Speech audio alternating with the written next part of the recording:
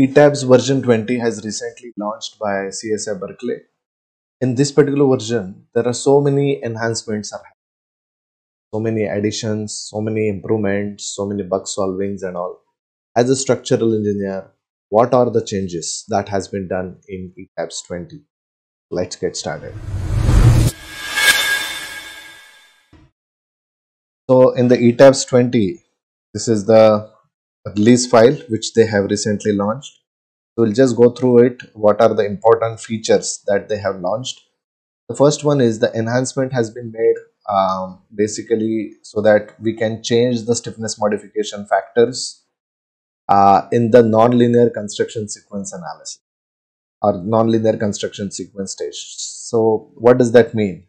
If you see that in the nonlinear construction sequence analysis, let's say for example over here, you can have the option of changing certain facilities, of changing certain uh, the loads as well as the change of the sections and all. So there is an improvement, particularly in the creep and shrinkage analysis. It has been done. So in the next one, the enhancements are, it has been made for the auto age constraints. Yes, the age constraints was there initially, but they have enhanced it to the layered elements of the shell. Um, this is particularly for the membrane, which is for the in plane, and for the shell, in plane and out of plane, both of them. What is that actually? I'd like to just show you. Initially, if you remember that, that the membrane takes only the in plane forces, out of plane bending and the shear it doesn't take. So accordingly, the edge constraints has been made, but they have recently added in such a way that it will be given into the layered elements. So what is the layered element? So if you go here, there is option of having the layered element. This is the layered element in which you know that the parametric functions would be there and all. So if you are giving the shell, membrane or plate, so depending upon that, actually the initially it was been given to all the types of elements, but particularly the auto edge constraint for if the user is using the shell element, it will be there for in plane and out of plane. Then if it is for membrane, it would be there only in the in plane forces. So this kind of enhancement it has been made for such kind of layered element theories. The second, the next one is hyperstatic analysis. As you know that for the PT slabs and the PT beams, you require the hyperstatic stages of analysis. So initially also this type of analysis was existing, but recently they have added certain additional controls for the hyperstatic analysis due to the pre-stress and other self-equilibrium forces. So this additional control they have added. In this particular version, the version 20, they have tried to enhance it to a larger extent, particularly in the pre-stress or the post-tension structures. You can easily use it. For that kind of stuff, actually, it has been enhanced quite a lot. Next one is, if you see that over here, the enhancement has been made for the nonlinear long-term cracked analysis while using the creep and shrinkage. Yeah, this particular function was released in the version 19, but it was omitted for this. What is this function? Is I'll just show you. This is basically for the non-linear long-term analysis. Okay, the enhancement of the allowing the age that to add means, let's say for example over here, let's go to the non-linear analysis. So here we can add the duration in days, and also we can add the age of addition. Means the previously this age is basically the phase age. Let's say the first stage, second stage, third stage, right? And this stage is basically the de-shuttering. So these two ages were there, but they have added in the latest version is like you can go to the main properties, while definition of the properties only in the time dependent domain, especially when you are defining the creep and shrinkage and this compressive strength, there is no time related constraints. But if you go to the this dialog box, which is basically the graphs, in which you will see that the different based on the time strands, actually the the time constraints, the stiffness and other things are getting changed. So they have added certain things at this particular dialog box. I feel that it is very nice. I still remember in the very old version, there was an option over here, what we call it as the notion value, and this notion value was dependent on the material. Let's say M20, M30, or C30, C40 made of concrete. We will be giving the notion value. That has been rectified and that has been changed in such a way that they have added this function in the frame section property like this. So they have added this function in the notion people who are doing the auto construction stage, particularly the non-linear material property. So yes, there is a huge advancements that has been mentioned. The next one enhancements, what we are calling it as the multi-threaded solver. As you know that if you go to the software, there are varied variety of different types of solvers are there. So you are having the standard solver, you are having the advanced solver and multi-threaded solver. So in the latest version of version 20, they have done quite a lot of enhancements in the multi-threaded solver. What is basically the multi-threaded solver is, let's say for example, if you are having octa-core processor or hexa-core processors, let's say 8 core or 4 core processors, then it was creating some kind of, initially a very very long time back actually, the user is not able to add or use all the 8 cores or the 4 cores of the processors.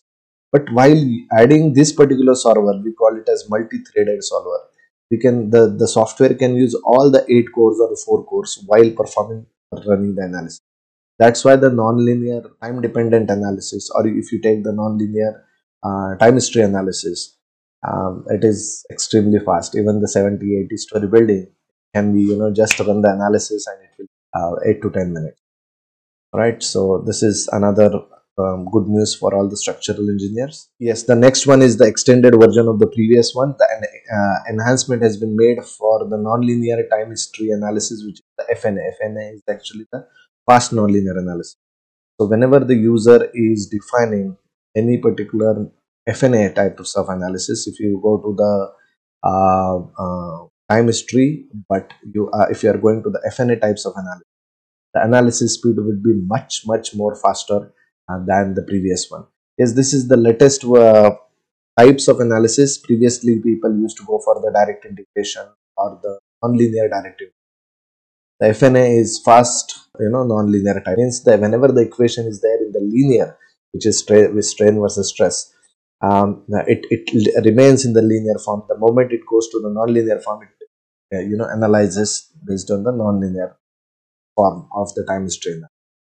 So that type of analysis and the speed particular, it is going to be much more faster. Previously, while giving the nonlinear hinges in the PBD, performance based design, it was taking quite a lot of time in certain simulations.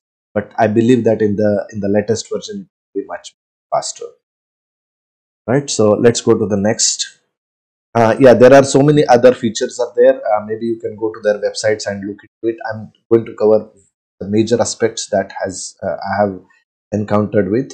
There are so many other tickets which we call it as the incidences points which the developers have taken into considerations and they have implemented it successfully. In this particular version, they have done they are claiming to, they have worked quite a lot on the composite beam design. What are the types of composite beam designs are there? See, the composite beam design is, let's say for example, see, one type of composite design is, let's say this is the beam that you are having. Sometimes you will be having the I section, means let's say like this over here. This is one type of composite beam design in which of course the minimum reinforcement and all are here.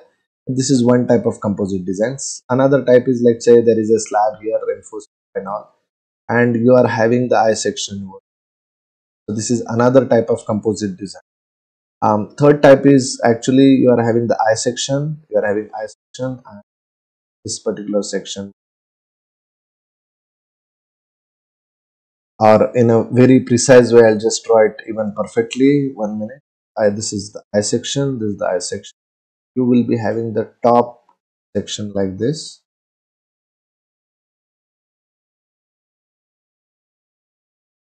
would be like this only, and it is going like this. Right, it means the top portion would remain same, and there would be the clit connection, or maybe the fin plate or the end clit connection. Basically, in the previous version, this eye is bottom actually, and the slab which goes on the top straight away. This is easy. Most of the people are using this. Some people, they are using this whenever you are having the floor to floor height kind of problems. So all the types of composite beam design, previously it was a big problem in designing, and they have recently incorporated BS 5950 code, which is the British code. They have implemented it. That's what they're claiming. The next enhancements that, it has been mentioned that Euro code 2, just 2004. A lot of enhancement has been. What are the types of enhancements? Basically, the column design is more accurate. Slenderness ratio and slenderness limits is considered, while you can give the reinforcement, and accordingly it will calculate the slenderness limits and the slenderness ratio and all. Previously it was not there, now it is there. The only problem in this is actually it consider the symmetrical reinforcement section. Assuming that the symmetrical I would consider that as a limitation. Sometimes the columns will not have the symmetrical reinforcement. In that case, this would be failing, but most of the times the reinforcement would be symmetrical. Sometimes it will not be there, so I'll just elaborate what it that means. So you'll have the reinforcement much more over here, all right, but in this direction you will have comparatively less. So it is not symmetrical. Yeah, it is symmetrical along this and this axis, but it is not symmetrical along this axis. Okay, so whatever the amount of ratio or the along this line and this line, it will not be the same in this. So these will be small limitations, but nevertheless this advancements, industry would definitely welcome it, particularly who are designing for. One more type of enhancements actually, which we call it as the medium and the ductile shear walls and all. Actually, this is the high ductility and the medium ductility shear wall designing. It has been enhanced based on the Eurocode 2. So in the shear wall designing, so it is quite a bit, actually big huge amount of in the shear wall designing preference overrides, particularly in the boundary zone elements, the DCH and the DCM. Now, those who are very new to this, I would like to show you. Now let's say this is the shear wall, and as you know that if the percentage of PT, or we require to give it more here as well as at this particular places, what we are calling it as this portion, we calling it as a column, and this portion we are calling it as a B, right? So what we are calling these are basically the boundary zone element, boundary zone elements. Particularly in designing of this kind of elements, we have to consider this as a type of the column, basically because whenever the shear force is coming here, the bending action is coming here, so this will be under compression, this will be under tension. The stress levels between whatever the stress levels which are coming in this zone would be comparatively lesser than the stresses which are coming in this. Obviously, the designers would like to go for the higher class of the design, which we call it as the ductile design, considering the boundary zone. So that has been incorporated as per the Europe. This is a very good enhancements the industry will definitely. Yes, and the PT, there are so many things that they have carried out. Uh, the only thing is the one very important thing. Actually, I just wanted to tell you that the PT in the slab design, they have given a lot of emphasis. If the CSI guys are listening to this, I would request you that to work on the designing of the beams also, which is related to the PT. In the safe designs, in the safe version 20, actually the CSI guys are claiming that yes, they have implemented quite a lot of time, quite a lot of functionalities in the safe, the latest version. Uh, but yes, it is not yet added in the Etabs. Right, I'm talking about the PT, post tensioning beam design facility. Right, so let's go to the next one. There are certain other features in the IS 456 2000, the reinforcement and all, actually related to the concrete slab shear capacity. So that also, I'm sure that the industry would go.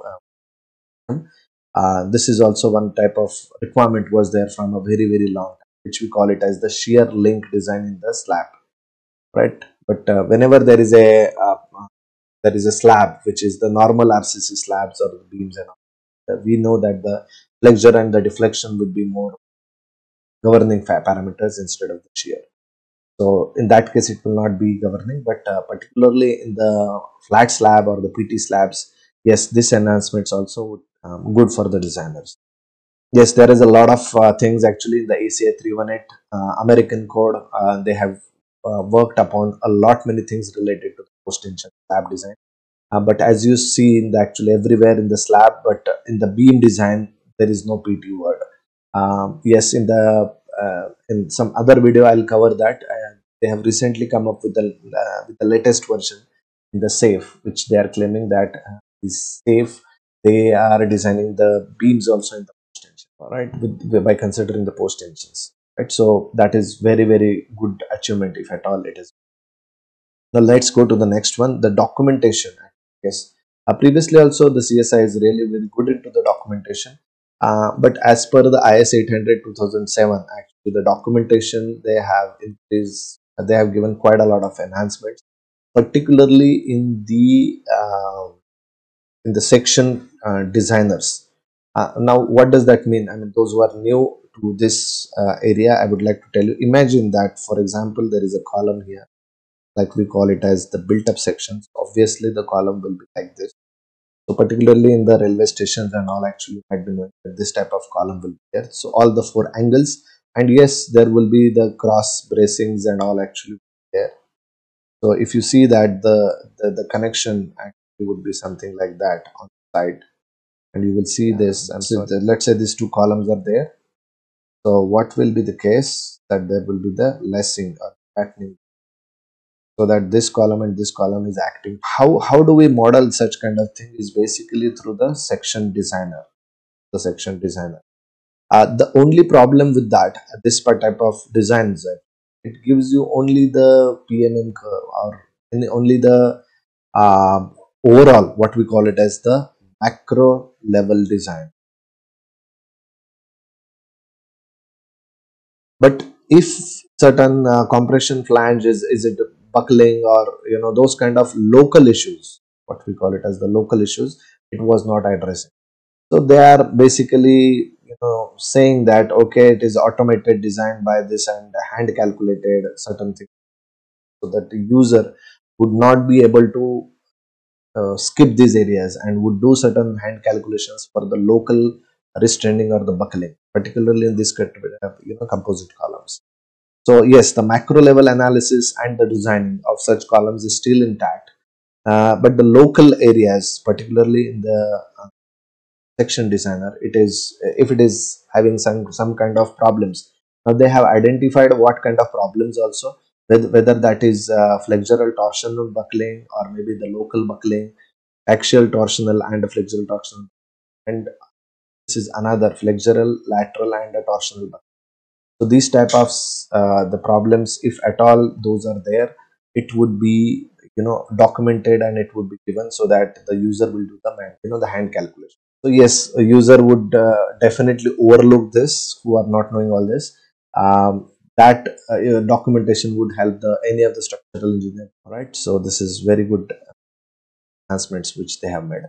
Yeah, this was quite a lot of waiting, long, long waiting requirement actually. What we call it as the perform 3D import function. You know that CSI is having abundance family of different software, like CSI Call is there, SAP 2000 is Safe is there, Etabs is there, of course, and Perform 3D. So it was very long awaited features that all the softwares they should be able to talk to each other and exchange the datas and all that. I still remember when I was there in Dubai, Etabs software, I just wanted to export certain things to the SAP 2000, and I have particularly struggled quite a lot. I still remember I wrote so many emails and all. Actually, I got the ticket first from then. Oh, finally, yes, over the period of time they resolve also. that from the etabs to the SAP 2000 with the files and all, actually if you really want to exchange, was very strenuous. It was not that user friendly, and a lot of data was getting lost in between the structural data. Similarly, the Perform 3D is another software which the CSF is having, and I'd like to tell you it is one of the very top class software. It is basically used for the simulations, for the long number of simulations. Let's say the time history nonlinear analysis. Perform 3D is one of the best software. Yes, and we are having, finally they have started with the link. I'm sure that a lot of enhancements are required here, but it's very good, and would like to welcome this particular innovative thought of having very good ecosystems within the CSI family of exchanging the data. Another thing is now the EXR. This is basically for the people who are dealing with the BIM technology, right? So etabs data can be exported to the Revit with the CSI X Revit, and yes, this is the all other softwares are also that safe to version 20 and SAP 2000, along with the etabs and with the Revit and with the CSI X Revit, all the data exchange could be possible. This is, I would like to really welcome this particular thought process of changing this data to many different softwares and all. It's really very good for the BIM people actually, or to do the coordination with structural engineering. The next enhancements which I wanted to tell you here is the temperature grading. This is also, yes, it was there in the SAP 2000, and they have added such kind of temperature gradient function to the etabs now. If you know that in the etabs we have to do the change in the temperature analysis. Now let's say, for example, over here, if you want to add the temperature as the case, what we need to give it to the others and all actually, and then we need to select it and give the temperature loading as the uniform change in the temperature. It means the maximum daytime temperature minus the minimum. But it is same. It means, like, let's say there is a slab here, and of course there would be some kind of reinforcement, and there is a temperature which is coming outside. This is the outside, so temperature is going to be very high, and as you go down there will be, it is not the straight temperature, right? It will be the grade change in the temperature. It could be reduced. So over the period of time you will see that at this particular point it will be the least temperature, and here it will, what we call it as the grade in temperature change. Now that option was not having the etabs, and yes, in the version, this particular version, they are claiming that it is there. So that is awesome feature, particularly for the temperature governing structures, industrial steel structures, industrial RCC structures, particularly for the residential buildings top floors, the commercial buildings top floors, the side walls, shear walls, and all. It's going to be really helpful for the people to carry out the neat, the scientifically perfect temperature to a large extent. Right, all the way that I strongly believe that if you really want to do the temperature analysis for chimneys, culverts, where very high degree temperature, SAP 2000 is the right. So the next one is, actually we are having the load patterns. Yes, as you know that, let's say if there is a slab here and there is a slab here, and also there are certain other types of slabs out over here. So what happens is, let's say load pattern 1, load pattern 2, load pattern 3, and this particular load pattern can go here, it can come here, particularly in the commercial buildings it is required. So such kind of load patterns are getting automated. People, I mean, the structural consultants can give this better way by giving the auto load pattern. All right, so this is the big enhancements. Yes, particularly with the projects which are having very high density of the live load, probability of the live load, and it can go to some other places. So it will reduce quite a lot of time of the structural engineer to give the different load cases automated. So minimum, maximum bending moments, This is one of the very important feature, I feel. And this is the next one is the extended version of that. So I'll just keep it this for now.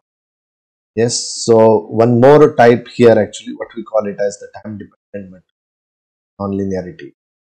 So the enhancement was made to time-dependent material properties that now provides the scale factor. Previously also there was a scale factor, but they are saying that they're claiming out here is the scale factor. If you go to any of the notional values, there is a scale factor. What we are showing it to you here as notional value scale factor. So to AC upon you as per the CBFIP code, you know that this particular factor is required. Otherwise, it will take the entire perimeter and the cross-sectional area. So we can give this, or you can give it as a user-defined and all. So this is very good for the notional values, but it's not there for the other values. Let's say, for example, if you go to the creep analysis, and absolutely there is no scale factor that is given over here, neither it is given in the definition. Let's say, for example, here if you are defining, it is not there anywhere over here that any scale factor that you require to, let's say, why scale factor is required 1.5 times the load or 1.2 times certain factor of safety that you need, particularly for the relative humidity or some other cases. Let's say I do not know what is the relative humidity. The rainy season is different, spring, winter, summer, it would be different, right? So I wanted to give, as a structural engineer, wanted to give the relative humidity as particular scale factor, which is currently not there. And yes, in the version 20 they are claiming that's a very good improvement. I strongly welcome this. So like that, there are so many other developments and improvements has happened, but particularly those are really bugs, so I'll not that. So yes, I know that version 20 is a long awaited version, so I'm sure that everybody would really loved it and will be loving it. If you really want to contact or us regarding the training of such kind of things, I would like to just show you. Let's say we are having one of the course, what we call it as the master study in structural engineering. This is available offline in India, and this is also available in the online. So this is the website e-construct.in, right? And you can go to this particular places and you can see that the online is also there, and online actually 7 to 12 months, and offline it is 7 months. And the offline batch is currently going to get started on in the very April, the 5th of April 2022 is what actually the batch is. So those who are really interested, they can, there are so many people, they got really the jobs from this particular course, not only in India but also in abroad. I'm sure that you also would get that. So I hope you really like this video. If you really liked it, please subscribe the channel. If you really loved it, please stay in touch with us. Thank you so much. Bye bye.